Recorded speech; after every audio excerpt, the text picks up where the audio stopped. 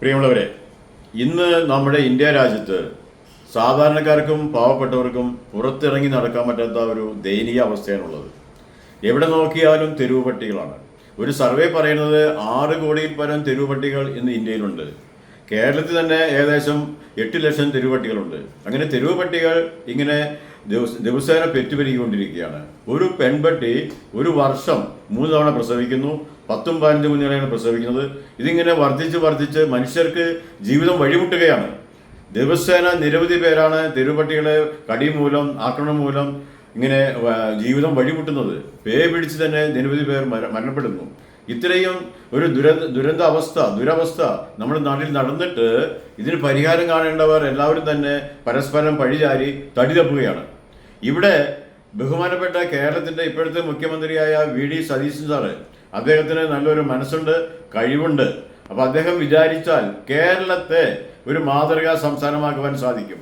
അതിനൊരു ഉദാഹരണമാണ് ഞാനിപ്പോൾ ഇവിടെ പറയാൻ ആഗ്രഹിക്കുന്നത്. ഇവിടെ ഇന്ന് മലയാള മനോരമയിൽ 2026 ജൂൺ 3 വന്ന ഒരു സ്റ്റേറ്റ്മെന്റ്, ഇന്നത്തെ സ്റ്റേറ്റ്മെന്റ് ആണത്.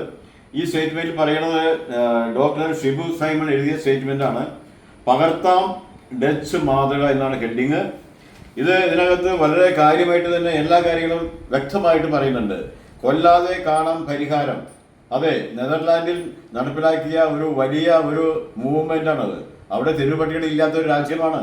അപ്പോൾ അതുകൊണ്ട് ഈ ഒരു മാതൃക നമുക്ക് പട്ടികളെ കൊല്ലണ്ട, തെരുവുപട്ടികളെ കൊല്ലണ്ട, അവർക്ക് നല്ല ജീവിതം കൊടുക്കാം. അതാണ് ഈ പ്രസ്താവനയിൽ പറയുന്നത്. അതുകൊണ്ട് ഇതിൽ എഴുതിയിരിക്കുന്ന ഓരോ പോയിന്റ്സും വളരെ മാതൃകപരമാണ്.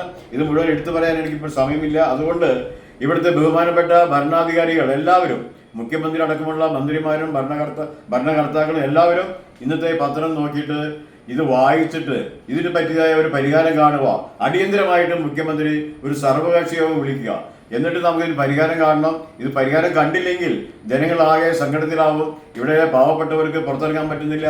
സ്കൂൾ കുട്ടികൾക്ക് അവർക്ക് പഠിക്കുന്നതിനായി സ്കൂളിൽ പോകാൻ പറ്റുന്നില്ല. സാധാരണക്കാരായ അമ്മമാരൊക്കെ പുറത്തിറങ്ങാതെ കഷ്ടപ്പെടുകയാണ്. എല്ലാവർക്കും ഭയന്ന് പറച്ചാണ് ദിവസേന റോഡിലൂടെ നടക്കുന്നത്. അത്രയ്ക്കും ദയനീയമായ ഒരു അവസ്ഥ, അപ്പോഴേക്കും ദുരവസ്ഥ. അതാണ് നമ്മുടെ കൊച്ചു കേരളം എന്ന് അനുഭവിക്കുന്നത്.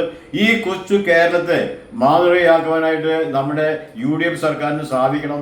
കഴിഞ്ഞ LDF സർക്കാർ ഞങ്ങൾ പല പ്രാവശ്യം ബഹുമാനപ്പെട്ട മുഖ്യമന്ത്രിക്ക് നിവേദനം നൽകിയിട്ട് അവരൊന്നും ചെവി കൊള്ളാതെ നടക്കുകയായിരുന്നു അവര്. അപ്പോൾ ഇപ്പോഴത്തെ മന്ത്രിസഭയെങ്കിലും ഈ പാവപ്പെട്ട ജനങ്ങൾക്ക് രക്ഷ കിട്ടണമെങ്കിൽ, സാധാരണക്കാർക്ക് ഇവിടെ ജീവിക്കണമെങ്കിൽ ഇതിന് പരിഹാരം കാണേണ്ട സമയമാണ്.